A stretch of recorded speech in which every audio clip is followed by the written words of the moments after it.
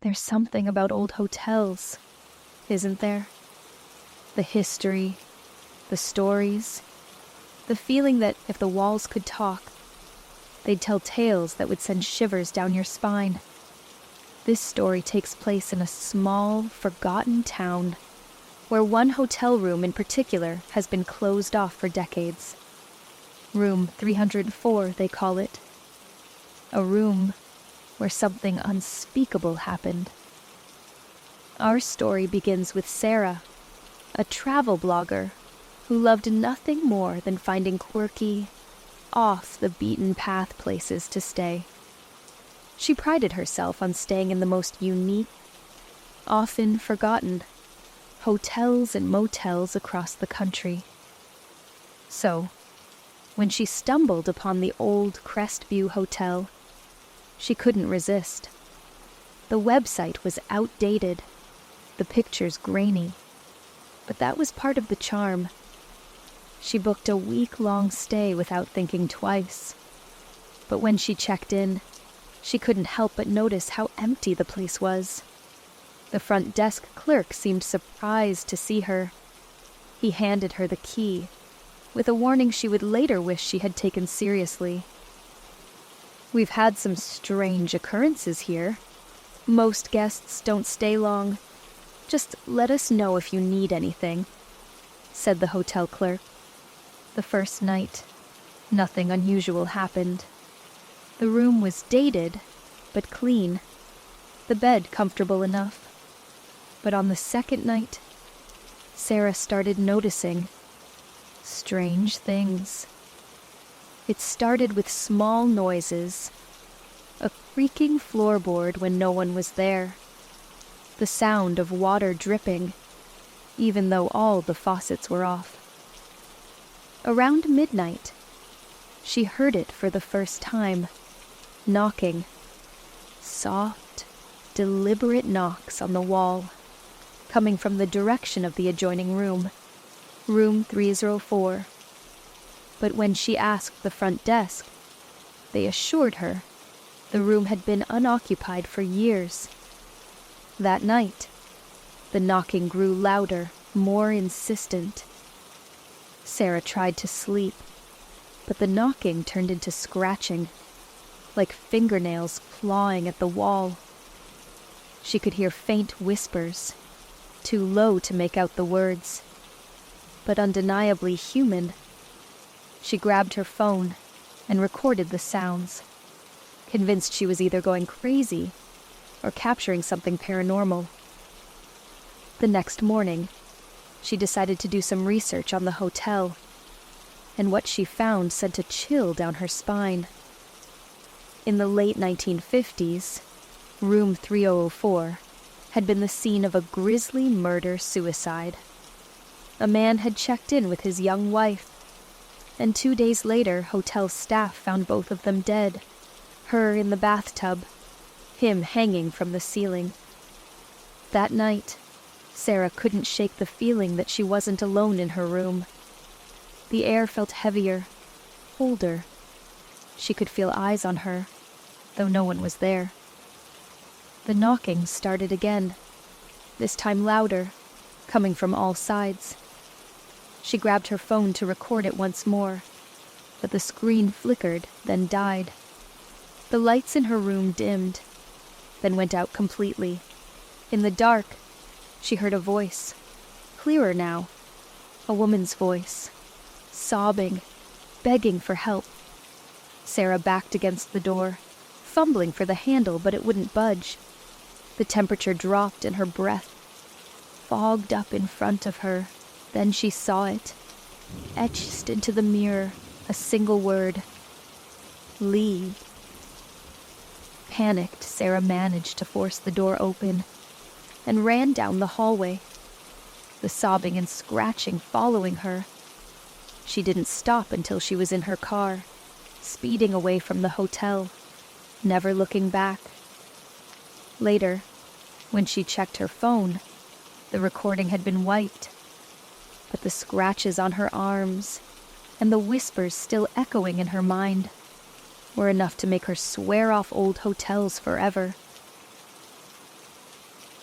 It was Halloween night, deep in the forests of Oregon, where the mist clung to the mountains and the wind whistled through the towering pines. Hikers often talk about the beauty of the Pacific Northwest, but there's one tale they won't tell unless pressed. The story of a hiker who vanished without a trace.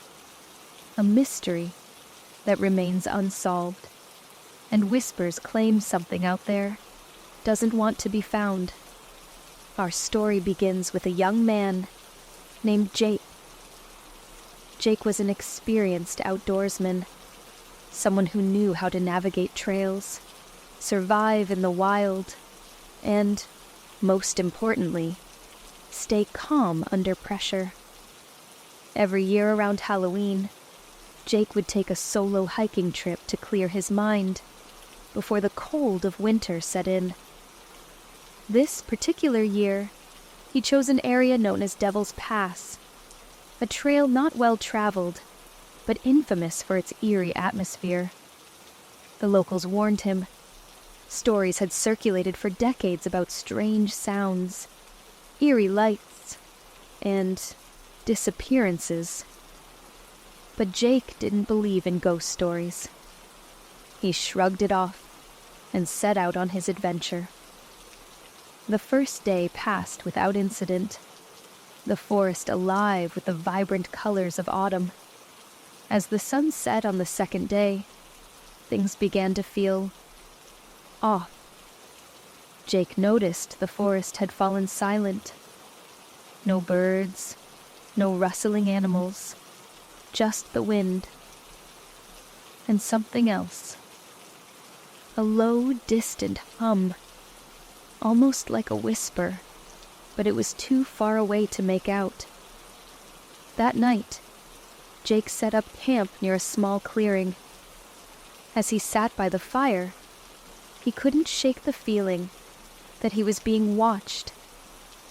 His instincts kicked in, but every time he looked into the trees, there was nothing there, just darkness. And then, a flicker.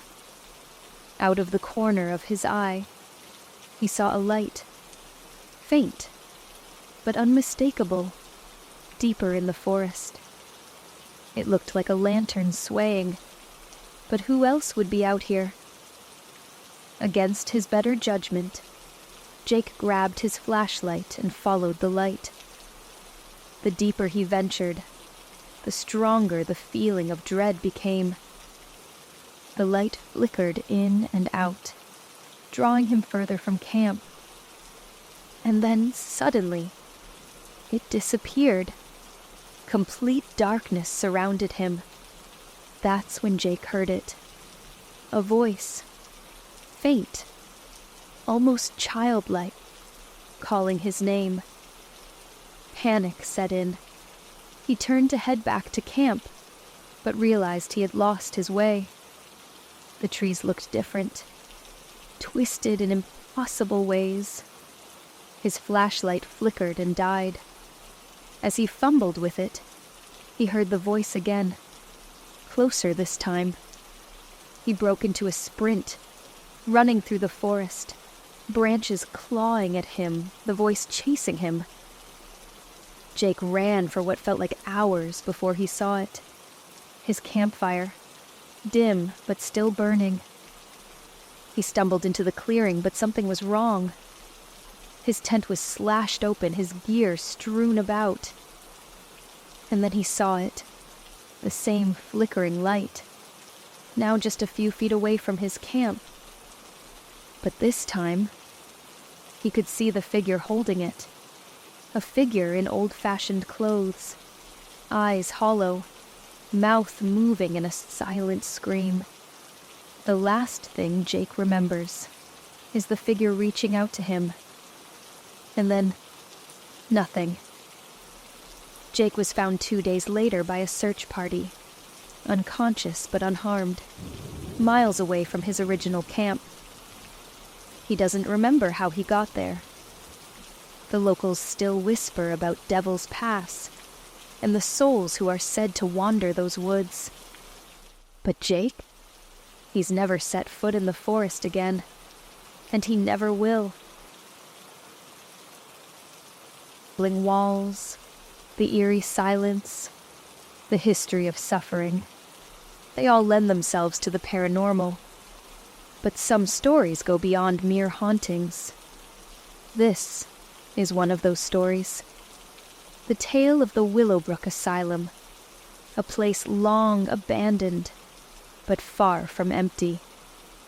The Willowbrook Asylum was once a state-of-the-art facility, built in the 1920s to house those society had deemed unwell.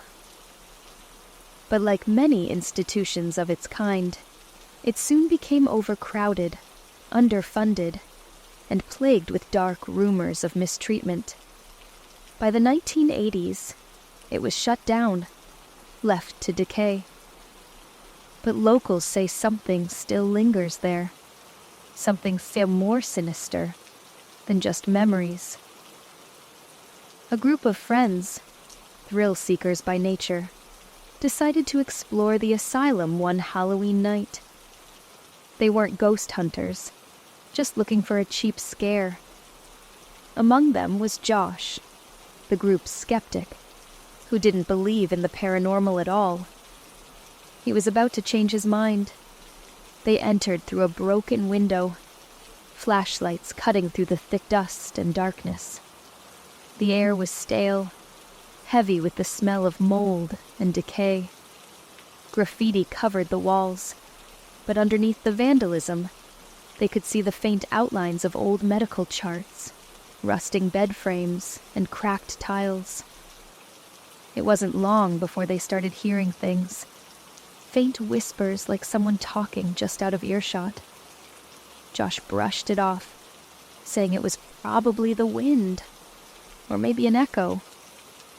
But as they ventured deeper into the asylum, the whispers became clearer, almost like voices calling their names. The further they went, the more unsettling things became. One of the girls, Emily, swore she saw a figure move down the hallway. They followed her gaze, but there was nothing there. At least, nothing they could see. Then the temperature dropped. Their breath fogged up in front of them, and Josh's flashlight flickered and died. The others' lights followed suit, plunging them into darkness. Panic set in. They tried to find their way back, but every turn led them deeper into the asylum, the layout seemingly shifting around them. Suddenly, the whispers stopped. The silence was deafening. Josh felt something cold brush against his arm, and when he lifted his phone to shine its light, he saw it. An old patient gown, torn and bloody, lying on the floor. But it wasn't the gown that terrified him. It was the footprints leading away from it, wet, like someone had just walked through the hall. And they were fresh. They turned to run, but the doors wouldn't open. The sound of footsteps echoed behind them, growing closer, accompanied by a faint, wheezing sound, like someone struggling to breathe. When they finally forced the doors open and stumbled into the night, they swore they could still hear the wheezing behind them, just beyond the entrance. As they ran to their cars, Josh looked back, and for a split second, he saw a face in the window, watching them leave. No one ever went back to Willowbrook after that night. The asylum still stands, its walls crumbling, its windows broken, but the whispers continue. Some say it's just the wind, but others aren't so sure.